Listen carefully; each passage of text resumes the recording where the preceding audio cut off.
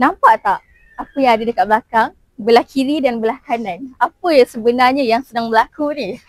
Untuk orang-orang customer yang selalu datang Raso, mesti anda semua selalu nampak dekat bahagian tepi ni macam ada satu benda tapi tak siap-siap. Okey, sebenarnya kita ongoing proses untuk buka vendor dan port lepak waktu malam untuk orang-orang Ipoh. Okey, jadi Ana nak inform, sekarang ni kita hanya menunggu kita punya pelbagai jenis mesin, antaranya mesin kopi untuk kita lengkapkan kita punya ruang dekat sini, and make sure dalam masa terdekat insya-Allah kita akan usahakan kita akan buka untuk lepak port malam.